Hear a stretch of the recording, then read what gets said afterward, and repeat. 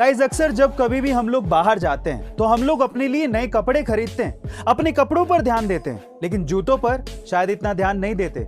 हम लोग ये सोचते हैं कि जूते तो कौन ही देखता है, ये इतने इंपॉर्टेंट थोड़ी हैं। अगर आप भी ऐसा सोचते हैं तो आज इस वीडियो में मैं आपको जूतों की इंपॉर्टेंस से रिलेटेड 2 अमेजिंग फैक्ट्स बताता हूँ। फैक्ट नंबर 1, अगर आप लोग ये मानते हैं कि जूते कोई नहीं देखता तो मैं आपकी जानकारी के लिए आपको बता दूं कि सबकॉन्शियसली सबसे पहले लोग आपके जूतों को ही देखते हैं, इसीलिए अच्छे जूते पहन के जाएं। नंबर 2, अगर आपके जूतों में बदबू यानी कि स्मेल आती है, इन दैट केस आप लोग एक घरेलू नुस्खा अपना सकते हैं। आप लोग उसमें ड्राई टी बैग रख सकते हैं जिससे आपके जूते की बदबू चली जाएगी। गाइस, ये दोनों अमेजिंग फैक्ट्स आपको कैसे लगे कमेंट सेक्शन में जरूर लिखिएगा। ये बात है फरवरी 2019 की, जब कुछ मछुआरे मछली पकड़ने के इरादे से इटली के एक तट से समंदर में पहुंचे। जब वो समंदर के बीचों बीच थे तो उन्हें कुछ दूरी पर कुछ तैरता हुआ दिखा। शुरू में तो उन्हें लगा कि शायद ये कुछ लकड़ी के टुकड़े हैं, लेकिन जब पास जाके उन्होंने देखा तो वो ये देख के हैरान रह गए कि वहां पर 2 हिरन तैर रहे थे। Oh my God! अब ये हिरन समंदर के बीचों बीच कैसे पहुंचे, ये आज तक एक रहस्य है। बहरहाल, उन मछुआरों को दिल से धन्यवाद, क्योंकि उन्होंने उन हिरणों को बचाने की सोची। तो उन मछुआरों के लिए 1 लाइक तो बनता है। एक बार एक विदेशी यात्री भारत घूमने आया और टैक्सी करके पास के एक होटल पहुंचा। जैसे ही वो होटल में चेक इन कर रहा था, उसे पता लगा कि उसका पर्स टैक्सी में रह गया।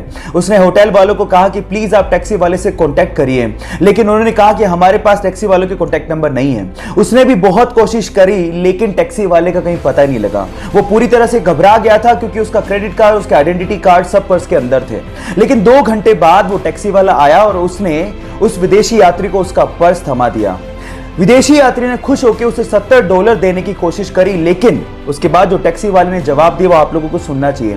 टैक्सी वाले ने कहा कि इस रिवॉर्ड के लिए मैंने आपको आपका पर्स वापस नहीं किया है, मैंने आपको आपका पर्स इसलिए वापस किया है क्योंकि ये आपका है। अतिथि देवो भव की भावना को साकार करने वाले उस टैक्सी वाले को मेरा सलाम। आपके प्यार की हद कितनी है? आंसर देने से पहले कहानी जरूर सुन लेना।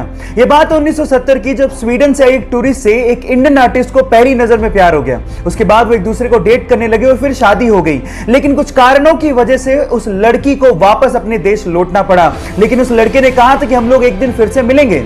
इतने पैसे नहीं थे कि वो लड़का फ्लाइट ले सकता, इसलिए साल भर बाद उसने अपना सब कुछ बेच के 60 रुपए में एक साइकिल खरीदी और 500 रुपए लेके दीवाना निकल पड़ा दिल्ली से अपने प्यार से मिलने। और 4 महीने की मशक्कत के बाद, कोई टेक्नोलॉजी ना होने के बावजूद भी वो स्वीडन पहुंच गया।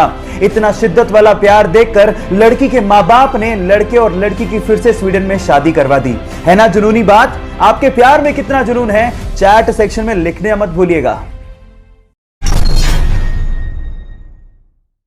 एप्पल कंपनी की वर्थ आज $2 ट्रिलियन से भी ज्यादा है और ये दुनिया की सबसे मूल्यवान कंपनियों में से एक है। पर सवाल ये उठता है कि एप्पल कंपनी आखिरकार यहां तक पहुंची कैसे?